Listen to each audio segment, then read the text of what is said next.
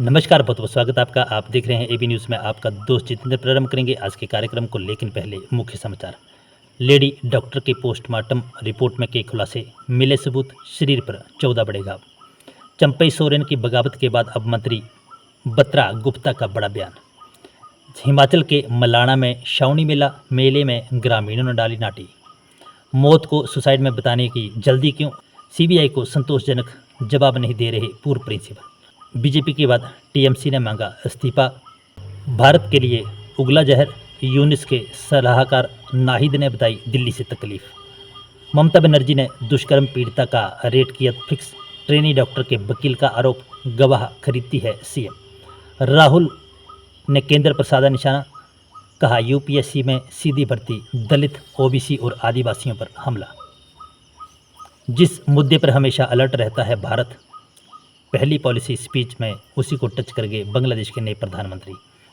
चेन्नई महाराष्ट्र की मंडियों में कुल्लू के सेब की बड़ी डिमांड, छोटे एप्पल को मिल रहा बड़ा अच्छा दाम। अब समाचार विस्तार से। कोलकाता के आरजीकर मेडिकल कॉलेज और अस्पताल में 31 साल की पीजी ट्रेनी डॉक्टर के साथ पहले क्रूरता से रेप किया गया और हत्या कर दी गई। पोस्टमार्टम रिपोर्ट में हमले की इस वारदात की भयानक जानकारी सामने आई है। रिपोर्ट के मुताबिक पीड़िता के शरीर पर 14 से ज़्यादा चोटों के निशान पाए गए हैं, जिसमें उसके सिर, चेहरे, गर्दन इत्यादि शामिल हैं, जो हमले की क्रूर प्रकृति को पुष्टि करते हैं। पोस्टमार्टम रिपोर्ट में कहा गया है कि मौत के कारण गला घोंटना था। पीड़िता के शरीर पर यौन उत्पीड़न के साफ निशान थे। रेप किए जाने के सबूत मिले हैं। रिपोर्ट में साफ कहा गया है कि पीड़िता के शरीर पर दर्ज की गई चोटें नाक, दाहिने जबड़े, बाएं हाथ और कंधे पर गंभीर है, जो पीड़िता को काबू करने से पहले हिंसक संघर्ष का संकेत है। एक सूत्र ने कहा है कि गर्दन से घुटने तक एक नीली चादर ने शव को ढक रखा था। उसका कुर्ता अस्त व्यस्त था और पतलून भी गायब थी। उसका लैपटॉप, एक नोटबुक, सेलफोन और एक पानी की बोतल शव के बगल में पड़ी थी। अगली खबर, झारखंड के पूर्व सीएम और जेएमएम नेता चंपई सोरेन के एक्स पर दिए गए पोस्ट के बाद सियासी हलचल तेज हो गई है। इसको लेकर तमाम राजनीतिक पार्टियों के नेताओं ने प्रतिक्रिया दी है। इसी कड़ी में झारखंड के मंत्री बत्रा गुप्ता का बयान भी सामने आया है। झारखंड मुक्ति मोर्चा का अंदरूनी मामला है। उन्होंने कहा गठबंधन को इस पर अपना पक्ष रखने की जरूरत नहीं है। बत्रा गुप्ता ने कहा कि वो उसका अंदरूनी मामला है, इसलिए वो बेहतर तरीके से इसे सुलझा सकते हैं। हेमंत सोरेन एक अच्छे सीएम हैं और सरकार अच्छे से चला रहे हैं।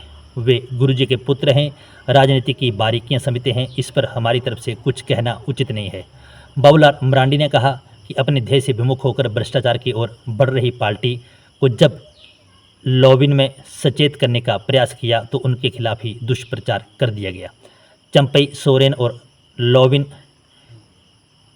से प्रेरणा लेकर झामुमो के अनेकों निष्ठावान कार्यकर्ता परिवारवाद की राजनीति का शिकार हो गए।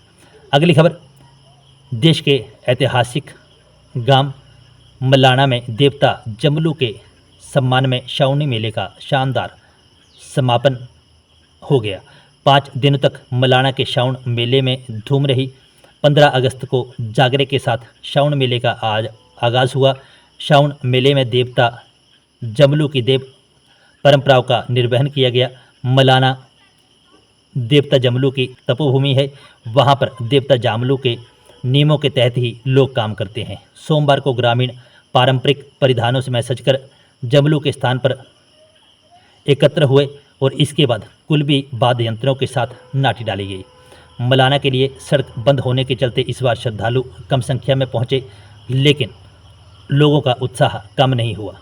मलाना पंचायत के प्रधान राजू राम ने कहा है कि मलाना में श्रावण मेले के अवसर पर काफ़ी संख्या में श्रद्धालु देवता जमलू की चाकरी करने पहुंचे हैं। वहीं ग्रामीणों की ओर से मेले में आए हुए मेहमानों की खूब खातिरदारी भी की गई। अगली खबर, कोलकाता के आरजीकर मेडिकल कॉलेज में महिला ट्रेनी डॉक्टर के साथ रेप और वारदात को हर किसी को परेशान कर दिया है। इस मामले में देश भर में विरोध प्रदर्शनों का सिलसिला जारी है, तो मामले की जांच कर रही सीबीआई भी एक्शन में है। इस मामले में मेडिकल कॉलेज के पूर्व प्रिंसिपल संदीप घोष को लेकर कई तरह के सवाल उठ रहे हैं। यही कारण है कि सीबीआई बार बार संदीप घोष के ऊपर अपना शक जाहिर कर रही है। शक जाहिर भी क्यों ना हो, मौत को आत्महत्या बताने में इतनी जल्दबाजी किस बात की थी। अब सीबीआई कुछ सवालों के जवाब जानना चाहती है संदीप घोष से, जो कि इस प्रकार से हैं। जांच पूरी होने तक क्राइम सीन को सुरक्षित क्यों नहीं रखा गया? परिवार को जानकारी दी गई, वो किसके कहने पर दी गई? मृतक लड़की के परिवार को कई घंटों के बाद क्यों बताया गया? उसके परिवार को शव दिखाने में इतनी देर क्यों हुई? अस्पताल में सुरक्षा को लेकर क्या इंतजाम किए गए थे? आपने वारदात के तुरंत बाद इस्तीफा क्यों दिया? इसके पीछे क्या बड़ी वजह है? तो ये कुछ सवाल हैं जो सीबीआई जानना चाहती है। अगली खबर, बांग्लादेश में शेख हसीना को सत्ता से बेदखल करने में सबसे बड़ी भूमिका निभाने वाले स्टूडेंट मूवमेंट की अगुवाई करने वाले नेताओं में से एक छात्र नेता ने भारत सरकार के खिलाफ जहर उगला है। 26 साल का छात्र नेता नाहिद इस्लाम मौजूदा अंतरिम बांग्लादेश सरकार में सूचना और संचार तकनीक सलाहकार है। उसने कहा है कि न्यायपालिका, पुलिस और नागरिक नौकरशाही जैसी वे राष्ट्रीय संस्थाओं के सुधार की योजना पर काम कर रहे हैं। ढाका यूनिवर्सिटी में समाजशास्त्र की पढ़ाई करने वाले नाहिद सबसे मुखर छात्रों में से एक हैं। एक रिपोर्ट के मुताबिक उन्होंने कहा कि भारत सरकार का बांग्लादेश में एक पार्टी को समर्थन देना दोनों देशों के बीच संबंधों में कड़वाहट का एक बड़ा कारण है। अंतरिम सरकार के प्रमुख मोहम्मद यूनुस ने प्रधानमंत्री नरेंद्र मोदी से बात करने के बाद कहा कि यह भारत के साथ ऐतिहासिक बात और हमारे शुरू से ऐतिहासिक संबंध रहे हैं। उन्होंने कहा कि लेकिन कई बार हमें महसूस होता है कि भारत के संबंध एक खास राजनीतिक दल के साथ हैं, ना कि देश और बांग्लादेश के लोगों के साथ। अगली खबर, आरजीकर मेडिकल कॉलेज और अस्पताल ट्रेनी डॉक्टर के साथ हुए अत्याचार को लेकर ममता सरकार पर लगातार सवाल खड़े किए जा रहे हैं। पीड़ित परिवार के वकील विकास रंजन भट्टाचार्य ने पश्चिम बंगाल सरकार पर मामले के गवाहों को प्रभावित करने की कोशिश करने का आरोप लगाया है। उन्होंने कहा कि सीएम की भूमिका बहुत निंदनीय है। जहां भी दुष्कर्म की ऐसी घटनाएं होती हैं तो सीएम बनर्जी तुरंत पीड़ित परिवार के संपर्क चाहती हैं, उन्हें पैसा देना चाहती हैं और कहना चाहती हैं कि सब कुछ खत्म हो गया। दुर्भाग्य से उन्होंने पीड़िताओं के लिए रेट कार्ड तय कर दिया है। वकील विकास रंजन भट्टाचार्य ने कहा कि वह गवाहों को खरीदने का प्रयास करती है। पीड़ित लड़की के माता पिता ने दृढ़ता से इनकार किया क्योंकि उन्हें सीएम द्वारा खेले गए खेल का हिस्सा बनना पसंद नहीं था। उनसे भी ऐसा कहा गया था। अगली खबर, यूपीएससी में सीधी भर्ती मामले में राहुल गांधी ने एक बार फिर केंद्र सरकार पर निशाना साधा है। उन्होंने कहा कि प्रशासनिक सुधार आयोग दलित, ओबीसी और आदिवासियों पर हमला है। राहुल गांधी ने एक्स पर पोस्ट किया और भाजपा का राम राज्य विकृत संस्करण संविधान को नष्ट करने और बहुजनों को आरक्षण छीनने का प्रयास बताया। रविवार को भी राहुल गांधी ने सोशल मीडिया एक्स पर एक पोस्ट पर हमला करते हुए कहा, नरेंद्र मोदी संघ लोक सेवा आयोग की जगह राष्ट्रीय स्वयंसेवक संघ के जरिए लोक सेवकों की भर्ती कर संविधान पर हमला कर रहे हैं। केंद्र सरकार के विभिन्न मंत्रालयों में अहम महत्वपूर्ण पदों पर लेटरल एंट्री के जरिए भर्ती पर खुलेआम SC, ST और ABC वर्ग का आरक्षण छीना जा रहा है। वहीं इस मामले में पलटवार करते हुए केंद्रीय मंत्री अश्विनी वैष्णव ने कहा कि सीधी भर्ती को लेकर पहला प्रयास यूपी सरकार ने किया था। उन्होंने कहा कि वरिष्ठ कांग्रेस नेता वीरप्पा मोइली ने प्रशासनिक सुधार आयोग की अध्यक्षता की थी।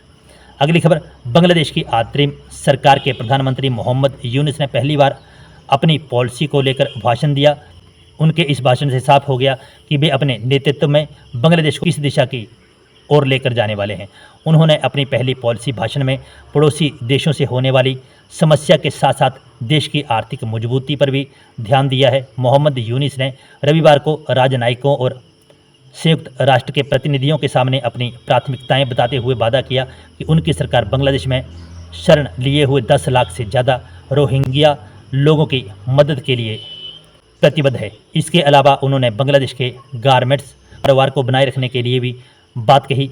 मोहम्मद यूनुस ने म्यांमार से आए रोहिंग्याओं को लेकर कहा कि हमें रोहिंग्या लोगों की मदद के लिए मानवीय अभियानों को और मजबूत करना चाहिए और उनको अपने वतन वापसी के लिए मिलकर कोशिश करनी चाहिए। अगली खबर, दिल्ली, चेन्नई और गुजरात में कुल्लू के सेब की डिमांड बढ़ी है। हर साल कुल्लू से इन राज्यों में कई टन सेब कारोबार होता है। हालांकि हर बार यहाँ से बड़े सेब की डिमांड अधिक रहती है, लेकिन इस बार यहाँ पर छोटे सेब की डिमांड अधिक है। इस कारण यहाँ से आए व्यापारी बागवानों को अच्छा दाम दे रहे हैं। जिला कुल्लू के सेब से अन्य राज्यों की मंडियों में भी महकने लगी हैं। कुल्लू के सेब की अन्य राज्यों में अधिक डिमांड रहती है। जिले के विभिन्न क्षेत्रों में स्थापित मंडियों में अब तक सेब की 2,42,606 पेटियां अन्य राज्यों में भेजी जा चुकी हैं। इस बार पहले ही सेब की कम पैदावार हुई है, लेकिन दाम इस बार बागवानों को अधिक मिल रहे हैं। शुरू से ही सेब की सपर किस्मों सहित विदेशी वैरायटी के सेब की मांग बढ़ी है। इनमें इस बार सबसे अधिक 20 किलो की पेटी 3400 रुपये में बिक रही है। इसके बाद हल्की गिरावट दर्ज की गई। तो बंधुओं, ये थे आज के कुछ अहम समाचार जो हमने आपके साथ साझा किए। खबरें पसंद आई हो तो लाइक और शेयर करें। जो दोस्त हमारे साथ नहीं जुड़े हैं वे हमारे यूट्यूब और फेसबुक पेज को लाइक और फॉलो भी करें। इन्हीं शब्दों के साथ फिलहाल के लिए बस इतना ही। बने रहें एवी न्यूज़ के साथ। जय हिंद, जय भारत, जय हिमाचल।